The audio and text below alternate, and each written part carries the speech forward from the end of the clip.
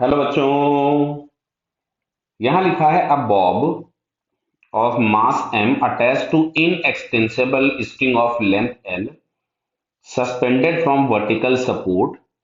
The bob rotates in horizontal circle with angular velocity omega radian per second about the vertical, ठीक है, about the point of suspension.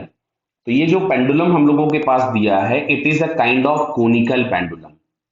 मतलब यहां कहीं पे ये सस्पेंडेड है, ये इसका वर्टिकल एक्सिस है, और ये इस तरह से यहां कहीं पे इस हॉरिजॉन्टल सर्कल पे घूम रहा है। क्लियर है बेटा? तो कोनिकल पेंडुलम टाइप की चीज दी है, और ये कंसेप्ट मालूम है जेई के लिए या मेंस के लिए, एडवांस के लिए बड़ा ही इंपॉर्टेंट है। खूब क्वेश्चन पूछे गए हैं कोनिकल पेंडुलम के, चाहे वो सर्कुलर मोशन में पूछे गए हों, चाहे वो रोटेशन में पूछे गए हों, बहुत बार क्वेश्चन आया है।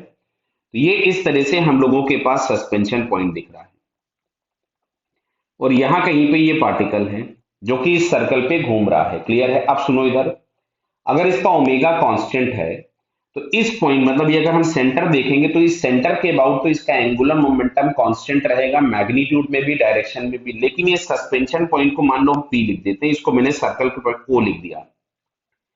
तो आपको थोड़ा सा समझना होगा। देखो, जैसे यहां कहीं पे अगर मैं आर वेक्टर लिखूं, मान लो पार्टिकल यहां पे है, तो अब की बार आर वेक्टर हमको पी के अबाउट लिखना होगा, क्योंकि हमसे पूछा गया है पॉइंट ऑफ सस्पेंशन, और इसका वेलोसिटी वेक्टर कहीं यहां होगा।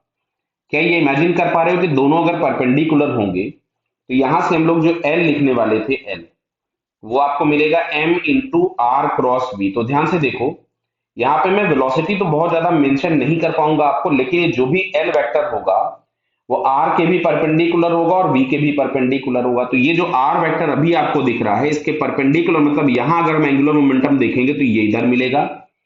ये आपके पास हो गया एंगुलर मोमेंटम अबाउट पी। अब जैसे ही पार्टिकल घूम करके सर्कल के मान लो किसी और पॉइंट पे पहुंचता है, मान लीजिए जस्ट अपोजिट पॉइंट में बना देता हूं यहां वाला, अगर ये इस पॉइंट पे पहुंचा होगा तो बेटा आप इमेजिन कर पा रहे होगे कि आर वेक्टर ये होगा, बिकॉज आर वेक्टर हमेशा ओरिजिन जहां ले रहे होते हैं उससे दूर होता है और पॉइंट की तरफ होगा। तो अब अगर ये आर वेक्टर हो गया तो आपको दिख रहा होगा ये इसका एंगुलर मोमेंटम का डायरेक्शन ये हो जाएगा, एंगुलर मोमेंटम अबाउट पी।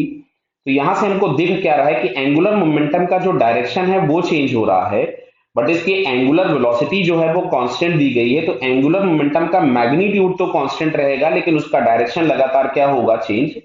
तो अब ऑप्शन पढ़ते हैं। तो जैसे पहला लिखा है angular momentum change in direction but its magnitude but not in the magnitude, ये पहला ऑप्शन ही करेक्ट हो गया। अब दूसरा चेक कर सकते थे, angular momentum change in both direction, नहीं, angular momentum is conserved.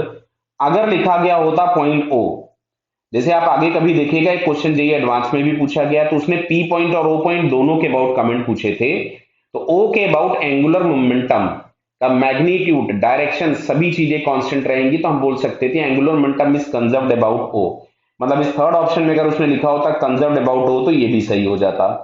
Angular momentum change in magnitude but not in direction, गलत हो गया, डायरेक्शन चेंज हो रहा है, इट्स मैग्नीट्यूड इज कांस्टेंट।